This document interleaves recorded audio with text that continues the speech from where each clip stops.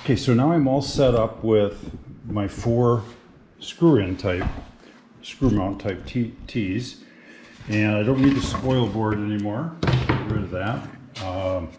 The padding would actually be kind of nice, but I don't even know where that went. That's amazing how you lose stuff.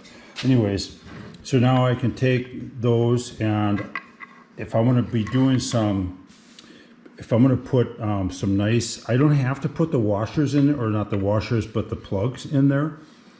The thing is if I use glue right now, then I might as well put the plugs in right away. So I'm going to make a couple. Now, I'll definitely be improving on this, but basically I have some 1¼ oak dowel. And I'm just ballparking, but I'll make a jig for this, and then it'll be safer and it'll be more accurate. Now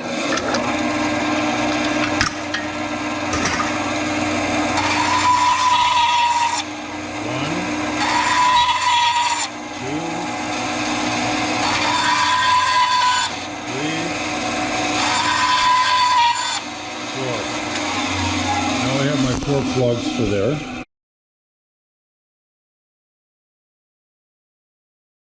Okay, as far as putting these in, I'm gonna first put some glue in there because I am gonna glue those plugs in right away, and then it doesn't hurt to have the glue in the hole. Again, these have a little ridge on them. You see that ridge? There's 3 or 4 of those, 3 of those, and those are gonna prevent this thing from turning inside because of that 1/2-inch hole matching, right? So I'm gonna glue.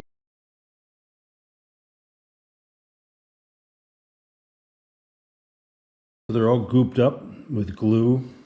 I can just push those right down in there a little bit and then just tap them with a hammer.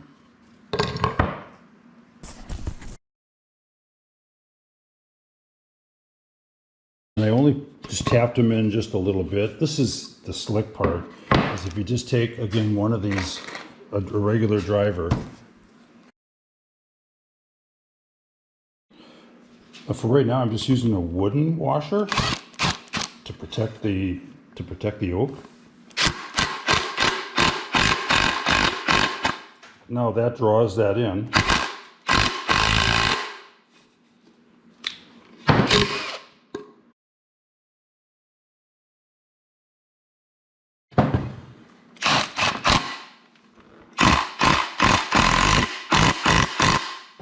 And just pull it out.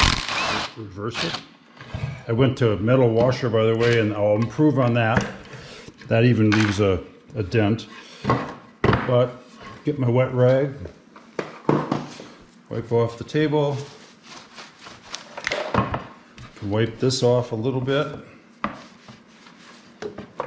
then put the washers in.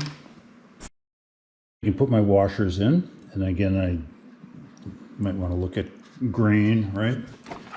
Travel or distance or direction. And I'm making my own washers for right now, so they're not perfect. Eventually I'll find some online.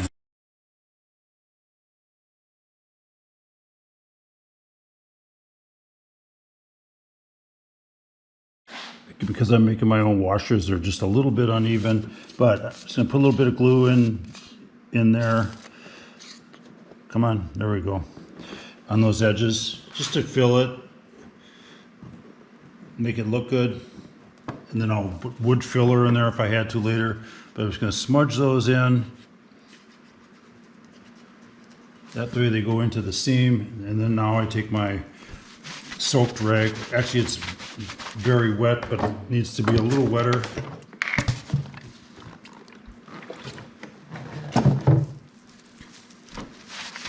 That way I don't have to do any sanding later, or very little of it anyhow. I don't have to worry about the stain or varnish not taking where that glue is. So there we go. So those guys are all done. Now you might ask, all right, where's the bolt going to come through, right, from the other side? So this is where this comes. I need to wait until it dries before I do this, but this is a hinge bit. 7/64, and so this is also a snappy, by the way. So if you put that in there, it's going to go into the T-nut, and it's not going to harm the threads in that T-nut, but yet it's going to end up making a little hole on the other side, and I'll show you that later. But then that hole on the other side we'll use as a guide to run a 3/8 inch bit in there, kind of a metal type cutting bit, in case it does hit the T-nut, no harm done.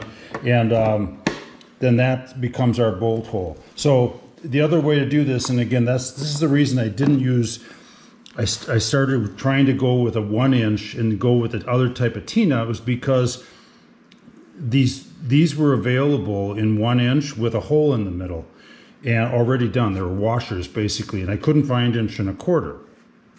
But there were too many issues with the other type of T-nut, so I'm going to go with this and then figure out some way to do this, and then either I'll find somebody to make them for me, I'll make them myself, or I'll just do them this way where I put the hole in afterwards, and we're going to be just fine. So that baby is all ready to go, and looking forward to it drying off.